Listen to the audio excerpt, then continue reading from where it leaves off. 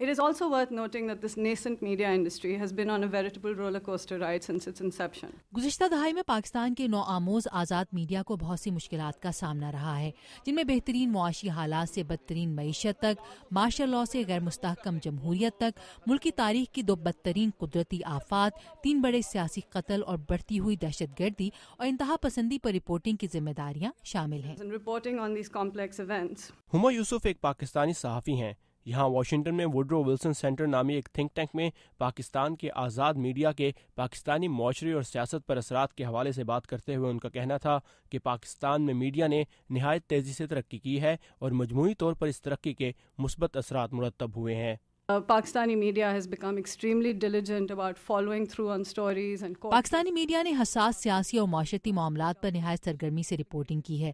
حکومتی عہدیداروں کی کرپشن ہو یا انسانی اور نسوانی حقوق کی بحث، اس حوالے سے پاکستانی میڈیا نے ذمہ داری کا ثبوت دیتے ہوئے عوام کو باخبر رکھا ہے۔ These are all issues that the media has become extremely responsive to. ان کا کہنا تھا کہ پاکستان میں میڈیا کی آزادی کی اس تیز رفتار ترقی کا اندازہ اس بات سے لگایا جا سکتا ہے کہ سال 2002 میں صرف 2 ٹیلی ویژن اسٹیشنز کے مقابلے میں آج ملک میں 90 سے زائد ٹیلی ویژن ادارے اور 135 پرائیویٹ FM چینلز کام کر رہے ہیں، اور سال 2002 کے مقابلے میں آج 17,000 صحافی ہیں جو 4 سے 7 کروڑ لوگوں تک معلومات کا ذریعہ ہے۔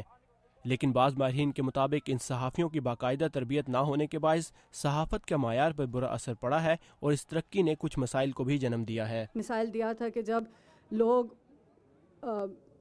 ٹیررسٹ اٹیکس کی آفٹرماتھ دیکھ کے جب لاشیں پڑی ہوئی ہوتی تھیں اور بچے رو رہے ہوتے تھے اور عورتوں کے کپڑے پھٹے ہوئے تھے، وہ دیکھ کے لوگوں کو بہت پریشانی ہوئی تھی، ڈر وغیرہ، اور وہ میڈیا کے خلاف ہو گئے۔ انہوں نے کہا کہ یہ میڈیا صحیح کام نہیں کر رہی ہے۔ ہما یوسف ان مسائل کی وجوہات میں سرکاری اور خارجی دباؤ کی بات بھی کرتی ہیں۔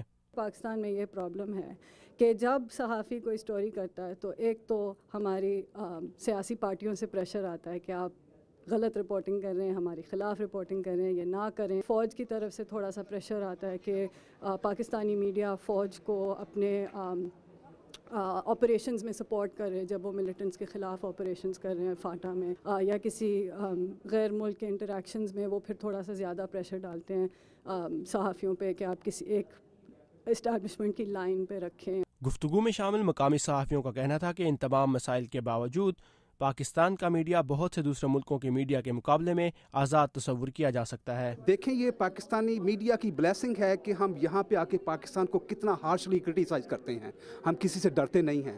تو what is that? I think it's partially جو پاکستانی میڈیا کی وجہ سے ہے۔ دلاور جان پاکستان کے شمالی علاقہ جات میں رپورٹنگ کرتے ہیں۔ میرے خیال میں کیپیسٹی کی بہت ضرورت ہے، ٹریننگ نہیں ہے وہاں پہ، ایجوکیشن نہیں ہے، اور اس کے علاوہ جو اکوپمنٹس ہے صحافیوں کو آپ جانتے ہیں وہاں پہ ایک جنگ کی سی صورتحال ہے بلوچستان میں، خیبر پختونخوا کے کچھ علاقوں میں اور فاٹا میں۔ رپورٹرز وداؤٹ بارڈرز کی ایک رپورٹ کے مطابق سال 2010 میں پاکستان آزادی صحافت کے معاملے میں دنیا کے 178 ملکوں میں 151ویں نمبر پر تھا، اور صحافیوں کی سلامتی کے حوالے سے بھی پاکستان دنیا کا ایک خطرناک ملک تصور کیا جاتا ہے، جہاں سال 2010 میں 16 صحافی اپنے فرائض کی ادائیگی کرتے ہوئے جان سے ہاتھ دھو بیٹھے۔ لیکن ان کا کہنا ہے کہ ان تمام مسائل کے باوجود آنے والے وقت میں پاکستان کا میڈیا باقاعدہ صحافتی تربیت اور ایک ضابطۂ اخلاق وضع کرنے جیسے اقدامات کر کے معاشرے میں ایک بہترین کردار ادا کر سکتا ہے۔ ثاقب الاسلام، اردو VOA، واشنگٹن۔